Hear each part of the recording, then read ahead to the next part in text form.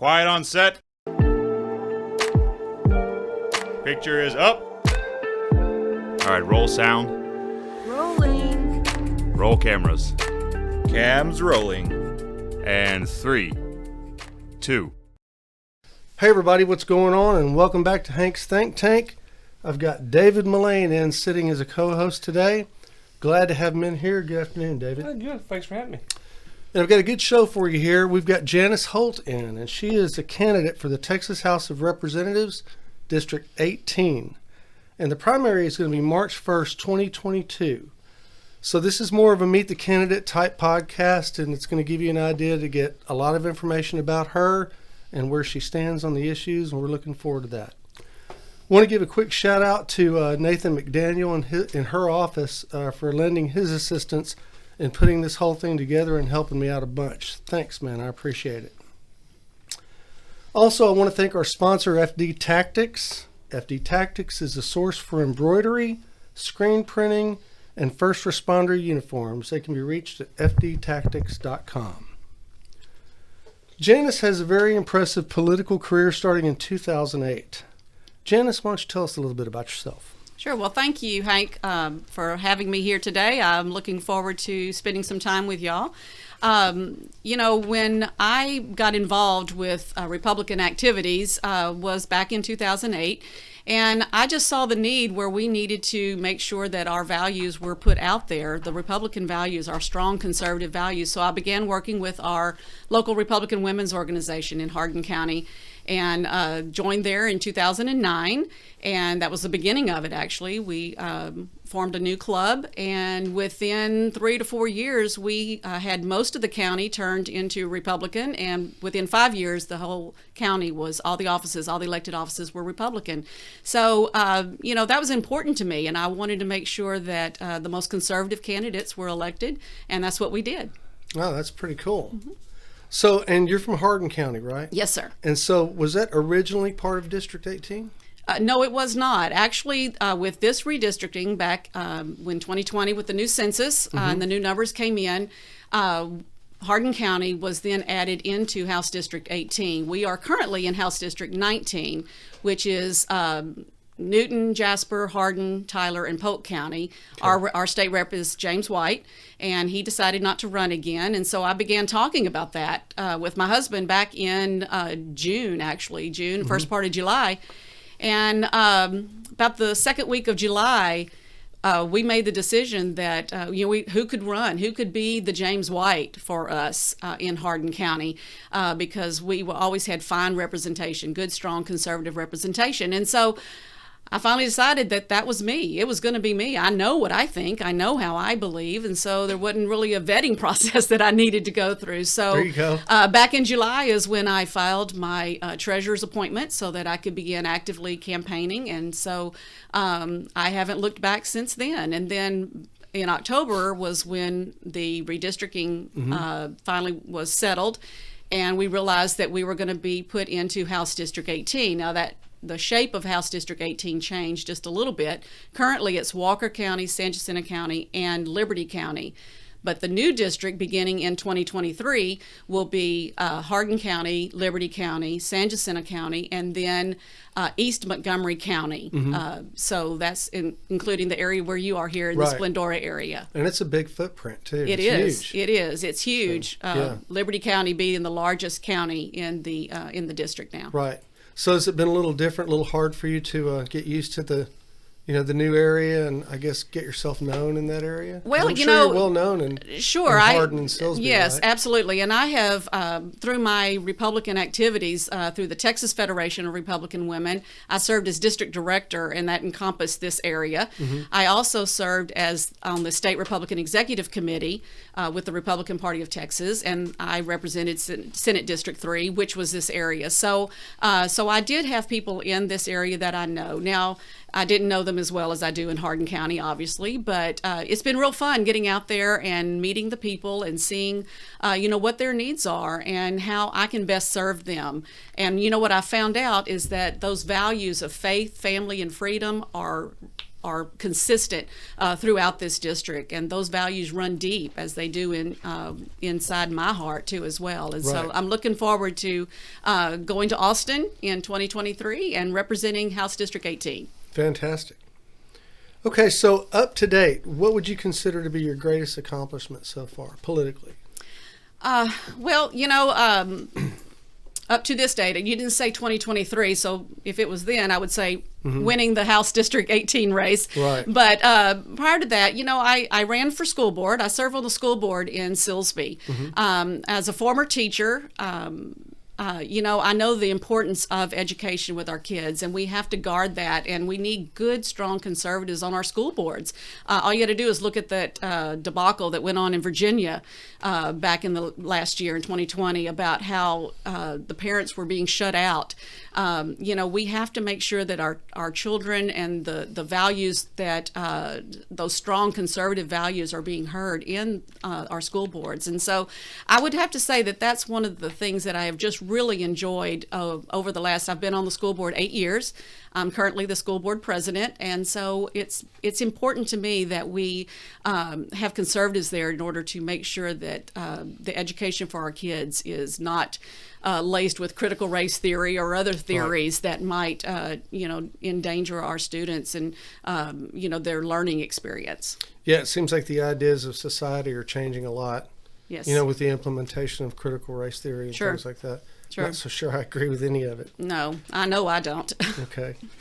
And so that brings me actually to the next question, which was your thoughts on critical race theory. Sure. And I wanted to extend that a little bit and talk about truth in education. Okay. Because though I don't agree with critical race theory itself as an individual component, I think that there's subcomponents of it that might be okay, but not taught under the umbrella of critical race theory. Okay. So I wanted to get your ideas on what you thought about truth in education as opposed to the teaching of critical race theory. And that might be a little bit complicated of a question, but I'm sure we can Sure. muddle through it in the next few minutes. Sure. The way that I see it is it's two separate entities. We should always teach the truth to our children in education, from kindergarten all the way up to high school. We have to make sure that they're getting the truth about America and its history. But the critical race theory is straight from, it's a Marxist theory. Right. And so it's pitting one race against each other, against another race, and teaching our children to value a different race differently. And so that has no place in our public education. But we must teach our children that America was founded on American exceptionalism and on those values. And were we a perfect nation in the beginning? Obviously not. We had many things that we had to correct over the course of time. And those corrections, we fought a war over it, right? And so all of those things need to be viewed through the lens of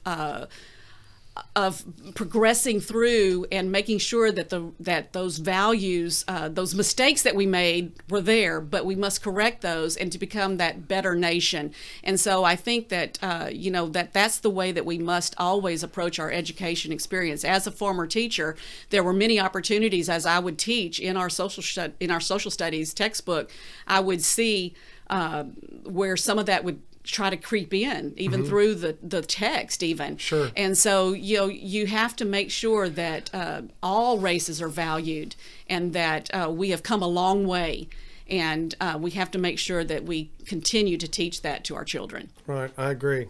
Yeah, I think in certain cases you can fight fire with fire, but not with race. You just can't do it. That's correct. Because it's just reverse racism. It does, and it doesn't get you anywhere, because all it Right. does is cause anger and angst, and people get really caught up in that as opposed to learning why that happened and how we can not ever go back to that. Right. And how we need to keep moving forward for that better nation that America deserves and is. Yeah, I agree. And we're divided enough as it is. That's correct. Right, I agree. David? Yeah, how you doing today? Good, David. Thank you. Yeah, Good to see you. Listen, I was wondering what your plans for the rural broadband in this area or in your district. Sure. Have you thoughts on that? Sure, absolutely. That was something that really came to the forefront during the pandemic with COVID. Very much so, Is yeah. when all the kids went home, and so it was time then for us to look at that in a whole different way, because it was in many areas it was woefully underserved with broadband. And so we must make sure, now there were some things done in the past legislative session to help increase that, but it continues to need to be looked at more and increase that. We must make sure that, and it's not just for education, we have to make sure that everyone has access to the internet and to those systems. It has to do with telehealth, it has to do with work. There are areas of Hardin County that I'm familiar with, and outside in our district, even when we had our kids at home during the pandemic, that were not able to have good internet service, and some of them weren't able to have it at all. And so we need to make sure, and I'm sure that's all throughout this district and all throughout the state of Texas, and once you get out of the urban areas into the rural areas, then we must make sure that those they have access completely. Oh yeah, it's more important now than ever. Absolutely. People's livelihoods depend on it. That's correct. Yeah. That's a lot of people working from home too as well. And so, we've worked from home. My husband and I in our business, we've worked from home for a long time. So we've made sure that we have the right internet, but there's a lot of people that have been forced to home. And so, so they need to have that too, so they can continue their livelihood and provide food and shelter for their families. Well, thank you. Mm-hmm, sure. Yeah, I'd like you to see a broadband map of East County. I think you'd be impressed because it's just spotty. At best. Yeah. Well, we need to correct that. We need to make sure that those things are not spotty. There's nothing worse than for work, if you're in the middle of a deal or in the middle of a presentation or something, and then there it goes. No internet, no, and the same thing for school lessons and teachers trying to communicate. Of course, the best place is to be in the classroom, face to face, but we didn't have that option back then. Right. So okay, we're going to shift gears a little bit. Sure. And I'd like to talk a little bit about border security. Sure. Now, the big deal these days is build the wall and, find funding for it and such. My question is, do you think there's any other options besides a wall to effectively secure our border? And if so, what might they be? And if not, then how do you propose to make sure that all of Texas and all of the border has that wall? Sure. The wall at the southern border of Texas is not just protection of Texas citizens. It's all of America. We know that. Right. Because they're coming in and they're dispersed out into all of America. And so we have to make sure that the people that are coming into our country are coming through the legal process. My daughter-in-law is from Mexico. She has come here through the legal process. And that's the way everyone should come to America. But we are being overrun with immigrants down on our southern border. And I think we would be appalled to hear how much of drug trafficking, sex trafficking, all of these issues that are coming in from our southern border, how huge that problem is. I think it's more than what we even hear on the news. Oh, yeah. I was down in the Laredo, down in the valley last summer, and we went down to the border and we're watching and talking to the border agents. And they were telling us a story. There was a part of the Rio Grande there that was not deep, where they could come across. And they said they wait till the afternoon, right when school is getting out. And that school bell rings and they come across and they just blend in with the kids. And then they're off into the, into the state and into our nation, And so without any kind of, contact with our law enforcement or border security. So that's got to stop. So your question on the wall, yes, we do need to finish that wall. President Trump began that wall, and all of those supplies that our nation spent our taxpayer money on are just lying there, in the, down there in the valley. And so what a waste of resources that the Biden administration caused. And so we must finish that wall. And Governor Abbott has seen to that. He's pushing that. And so I would be wholly in favor of that, of finishing that wall, whatever resources we need, because if we don't cut that off here, we're only endangering our children, our grandchildren, and all across Texas and all across America. we can put some other things in place, things such as video monitoring and all of that, but you still got to have that human touch on those people. And so we have to be able to funnel them through a gate, a door. President Trump used to say that big, beautiful door, that was going to come in. But however they come in, they have to come in through that legal process. And even Joe Biden has now decided that Trump's policy of remain in Mexico was a good thing after all, because we have to make sure that that they're kept on that side until we can vet them and make sure that we're not having, we're having people now coming from Africa, from the Middle East, from South America, from all over Europe.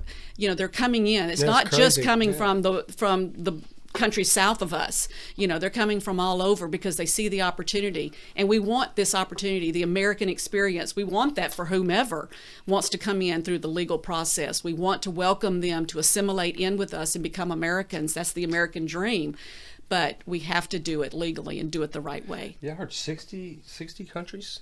Yeah, at 60 least different countries coming in from our southern border. Unbelievable. So we've got Not surprising at all. No, but we have to be able to vet them. We have to know who is coming into our country at all times. We did that after 9/11, we knew who was coming into our country. There were terrorist watch lists. We have found people who have been on those terrorist watch lists who have tried to enter our country. Right. We have to be vigilant. We have to have more border security. We have to fund that and make sure that we're keeping it keeping it safe. And there's a lot of sub impacts that aren't really talked about all that much. Like their own economy. They almost have an underground economy that's been created, and just there's a lot going on. Well, you talk about the economy. The economy in the valley, is being decimated because of the resources that are having to go, to that border wall.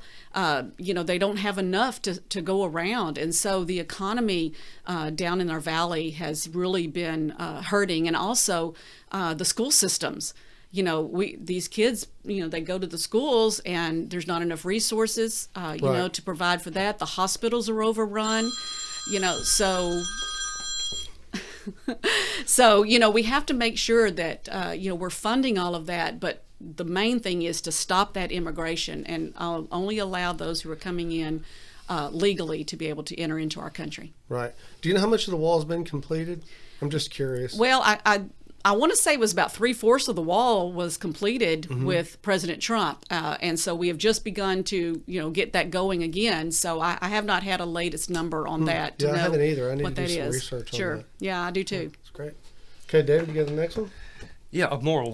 You off the phone? Yeah, off the phone. It happens to all of I us. thought I put it on silent, but I guess not.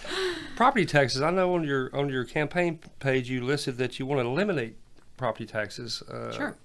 Tell me a little about that. How do you plan to reduce them, eliminate them? Do you get any plans for that? Sure. It's a very complex issue. It is. It funds our It is. schools. It funds our county and our, our governments.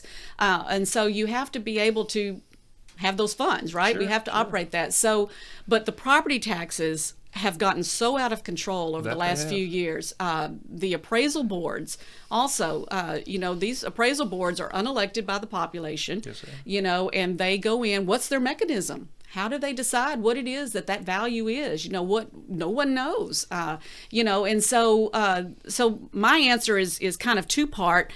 Yes, we want to eliminate that, and if we eliminate, obviously you can't do it overnight. This is a process that has to happen.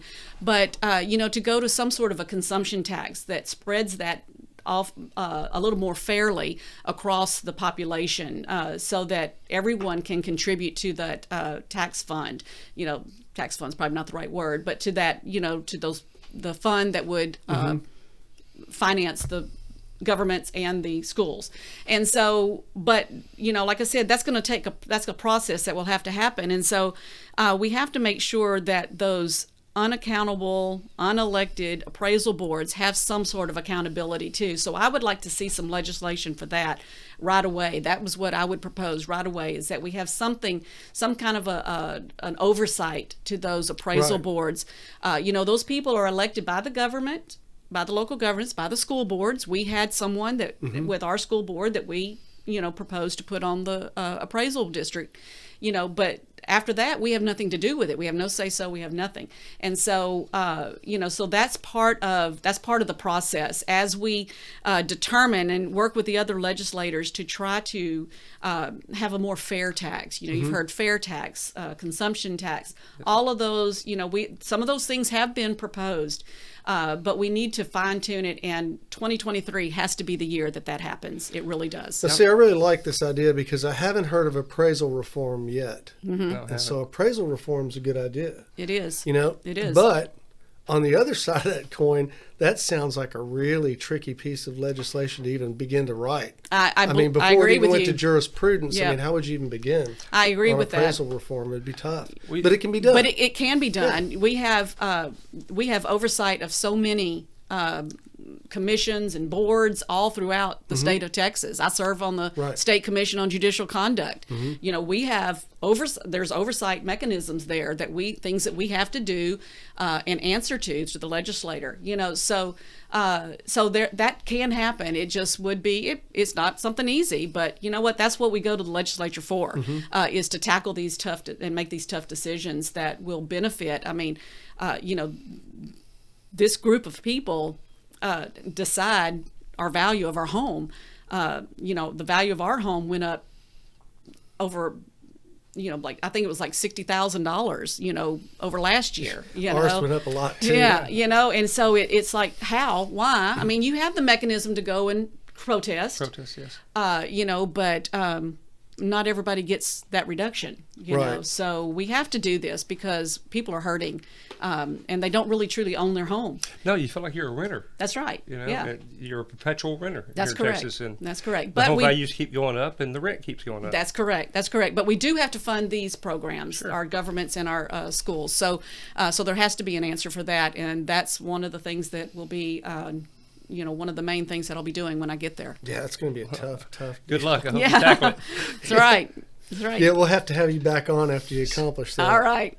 Okay, so and this is kind of a long question. Okay. but I'm going to ask it. So regarding SB 8, the Texas Heartbeat Act, that was recently passed. Sure. How do you feel about this type of private citizen enforcement and its attempt to be adopted by other states, whereas civil lawsuits are being used to enforce legislation? California recently introduced some legislation that would enable civil actions to be brought against gun manufacturers and dealers. Do you think private citizens should become an enforcement avenue to varying types of legislation? Well, And I guess to make a long story short, the meat of my question is do you think that we should enact new legislation that uses this type of private citizenry to enforce it? Well, that's a very good question. Let me back up to start talking, just let you know how I feel about the heartbeat law. Okay. I am an unashamed Christian. The values of those right to life values run very deep in me. And as a mom and as a grandmother, children are precious, and I know that life begins at conception, based on biblical knowledge that that's when life begins. And so I will always vote to protect life from conception to natural death. That's how we must protect life.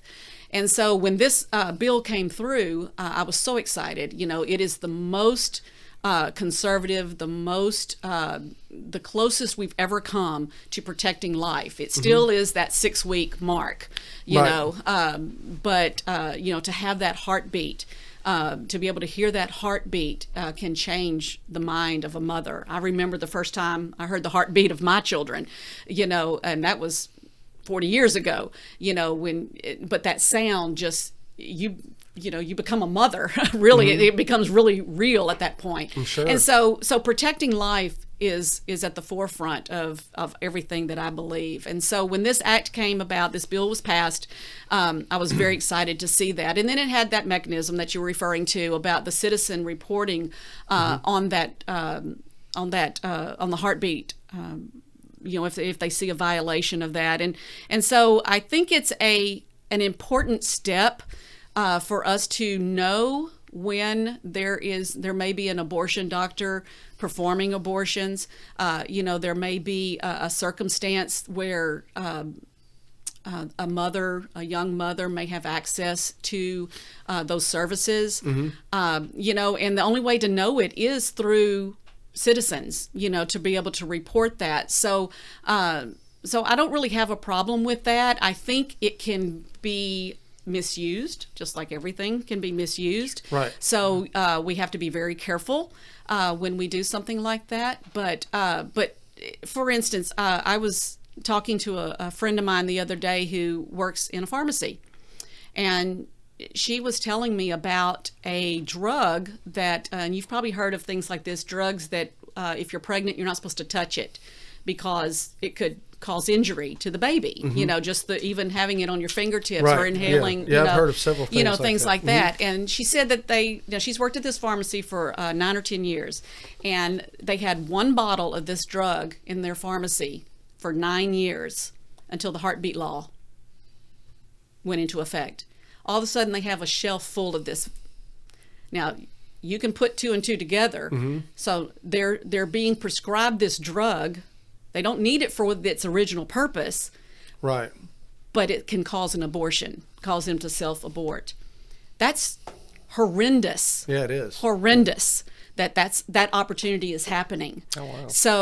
So that is something that needs, I think, just me as a citizen, I can take that information and report it, and we can find out who's prescribing that, or whatever. And I'm sure that's just one case. I'm sure things like that are happening, all across Texas. Because there are unscrupulous doctors and things like that. So we have to rein that in and make sure that we stay on top of that, because that's just horrendous.